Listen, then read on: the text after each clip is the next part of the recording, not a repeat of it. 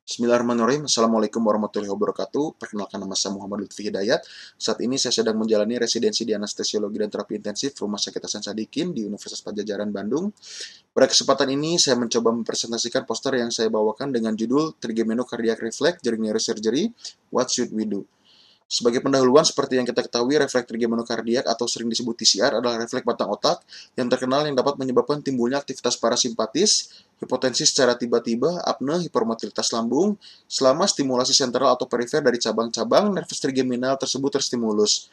Reaksi bereda dengan berhentinya stimulus, tetapi beberapa pasien itu dapat berkembang menjadi bradikardia yang berat, hipotensi, dan juga asistol.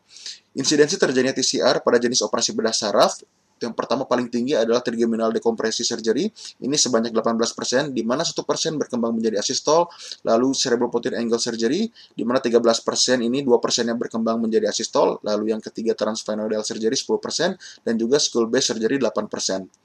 Kasus yang saya bawakan ini yaitu seorang wanita 58 tahun yang menjalani pembedahan tumor di cerebropotin angle. Pasien mengalami 2 kali episode TCR. Episode TCR yang pertama itu dapat stabil kembali dengan pemberian sulfasatropin dan penghentian stimulus operasi. Namun TCR yang episode kedua terjadi bradikardia yang refrakter hingga asistol, sehingga pasien harus dilakukan resusitasi jantung paru selama 1 siklus dan juga pemberian epinefrin maintenance untuk menopang hemodinamik pasien. Pasien dirawat di ruangan ICU hingga hari kelima dan pasien diekstubasi di hari kelima, lalu pasien dipulangkan untuk selanjutnya dilakukan kranioplasti secara elektif. Ini adalah gambar ketiga merupakan hemodinamik monitoring selama terjadinya TCR. Sebelum terjadinya TCR, hemodinamik stabil, lalu tiba-tiba dengan curam, MAP pasien turun dari 83 sampai ke 45 dan juga heart rate turun dari 80 sampai ke 39. Lalu saat itu terjadi, kami berikan sulfasatropin dan juga pemberian stop stimulus operasi, lalu hemodinamik kembali dengan stabil. Dan juga TCR yang kedua terjadi kembali, dan pada saat TCR yang kedua terjadi, kami berikan sulfasatropin dan juga penghentian stimulus operasi, namun bradikardia bersifat refrakter sehingga kami harus memberikan epinefrin 0,1 mg bolus IV. Setelah itu hemodinamik melonjak secara tajam dan juga turun kembali hingga asistol, maka di sini dilakukan resusitasi jantung paru dan pemberian epinefrin 1 mg bolus, dan selanjutnya untuk maintenance hemodinamik stabil, pasien diberikan epinefrin 0,3 mikro per kilogram berat badan per menit dan juga 0,1 mikro per kilogram berat badan per menit norepinefrin. Faktor risiko terjadinya TCR pada pasien ini yaitu yang didapatkan adalah konsumsi kalsium channel blocker preoperatif karena pasien mengkonsumsi amlodipine 1 kali 5 mg karena pasien mempunyai riwayat hipertensi, di mana kita ketahui bahwa kalsium channel blocker dapat menyebabkan vasodilatasi yang dapat memperberat kondisi hipotensi ketika terjadinya TCR. Lalu hiperkarbi, ini tidak terjadi karena ETCO2 pasien di maintenance di 25-30.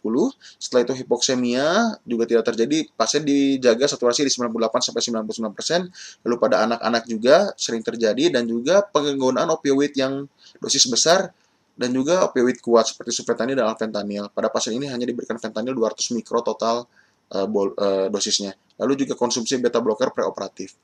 Manajemen TCR selama durante operasi yang paling penting adalah pemantauan hemodinamik, yaitu kita pemasangan MABP yang invasif untuk memonitoring hemodinamik pasien secara beat per beatnya, sehingga ketika terjadi penurunan yang cepat, kita dapat mengintervensi secara cepat.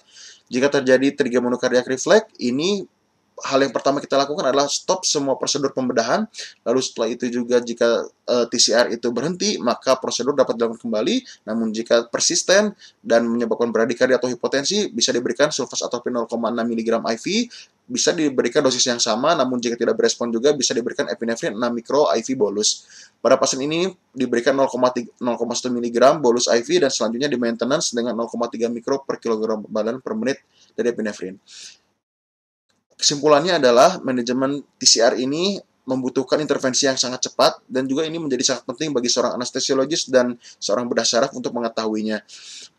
Bahwa manajemen TCR ini yang paling penting adalah deteksi dini dari adanya bradikardia dan juga hipotensi, serta pemantauan hemodinamik secara terus-menerus dan ketat, sehingga ketika terjadi TCR, yang paling pertama adalah penghentian stimulus semua manipulasi operasi.